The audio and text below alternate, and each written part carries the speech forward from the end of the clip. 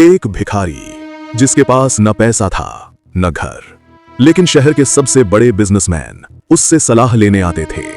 आखिर ऐसा क्या राज था उस बूढ़े आदमी के पास? वीडियो को अंत तक देखिए, क्योंकि जब उसकी असली पहचान सामने आई तो सबकी आंखें खुली रह गईं। शहर के बीचों बीच एक पुराना पुल था, लेकिन वो पुल सिर्फ एक रास्ता नहीं था, वो शहर की सबसे व्यस्त जगहों में से एक था।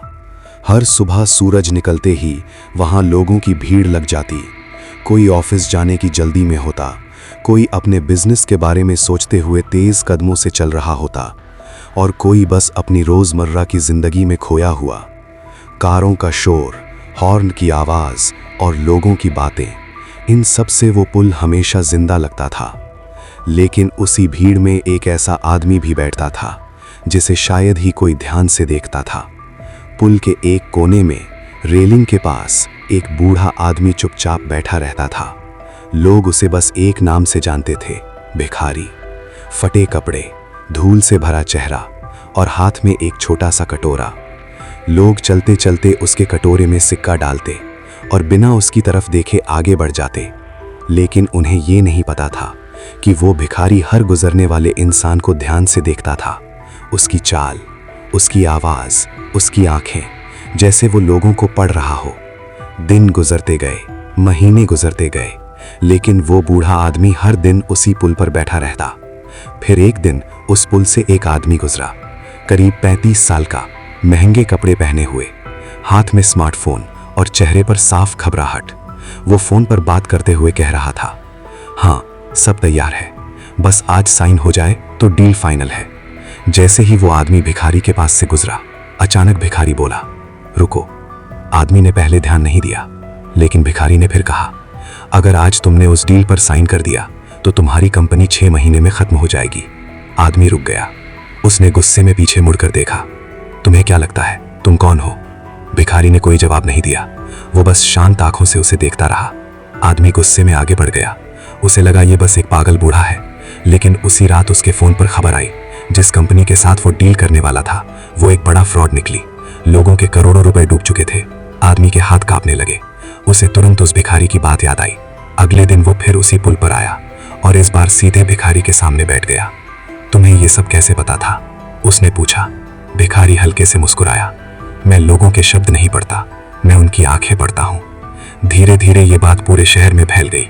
लोग अपने फैसले लेने से पहले उस भिखारी से सलाह लेने आने लगे। कोई बिजनेस के बारे में पूछता, कोई नौकरी के बारे में, और कोई अपनी जिंदगी के फैसलों के बारे में। अजीब बात यह थी कि उसकी ज्यादातर बातें सच निकलती थी। कुछ ही महीनों में वो पुल एक अजीब जगह बन गया, जहां लोग भीड़ लगाकर एक भिखारी की सलाह सुनने आते थे। लेकिन उसी शहर में एक और आदमी था, विक्रम सिंघानिया, शहर का सबसे ताकतवर बिजनेसमैन। जब उसे पता चला कि लोग एक भिखारी की सलाह पर भरोसा कर रहे हैं तो उसे ये बिल्कुल पसंद नहीं आया। उसने अपने लोगों को जांच करने के लिए भेजा। कुछ दिनों बाद उसके सामने एक पुरानी फाइल लाई गई और उस फाइल में जो नाम लिखा था उसे देखकर विक्रम के चेहरे का रंग बदल गया। वो नाम था आर्यवर्धन मेहरा। 20 साल पहले यही आदमी इस शहर का सबसे बड़ा उद्योगपति था। लेकिन एक रात उसके ही 3 पार्टनरों ने उसे धोखा दे दिया। उन्होंने उसकी पूरी कंपनी अपने नाम कर ली और आर्यवर्धन मेहरा अचानक गायब हो गया। लोगों ने सोचा वो मर चुका है, लेकिन सच ये था, वो जिंदा था और वही आदमी आज पुल पर बैठा भिखारी था। जब विक्रम को यह पता चला तो वो घबरा गया, क्योंकि उन 3 लोगों में से एक वो खुद था। उसने तुरंत अपने लोगों को आदेश दिया, उसे ढूंढो और शहर से गायब कर दो। लेकिन जब उसके लोग पुल पर पहुंचे, भिखारी वहां नहीं था। वो अचानक गायब हो चुका था और उसी रात शहर में एक खबर फैल गई। एक नई कंपनी तेजी से शहर के बड़े बड़े बिजनेस खरीद रही है। किसी को नहीं पता था उस कंपनी का मालिक कौन है। कुछ दिनों बाद एक बड़ी प्रेस कॉन्फ्रेंस रखी गई।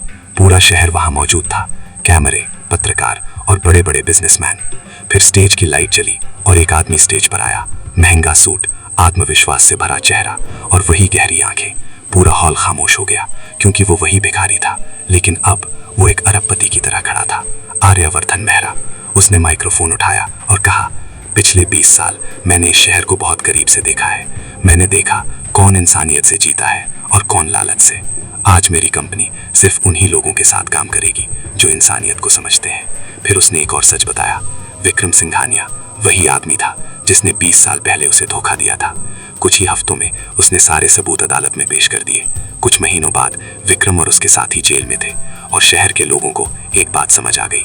कभी कभी जो कमजोर दिखाई देता है, असल में वही ताकतवर होता है।